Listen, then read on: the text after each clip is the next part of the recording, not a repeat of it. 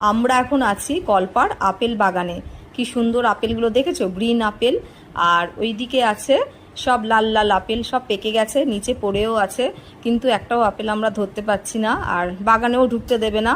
এখানে এখন নাকি নিয়ম হয়ে গেছে, বাগানে কাউকেই ঢুকতে দেয় না। আর বেশ ভালোই লাগছে। আর মেঘলা করে এসেছে।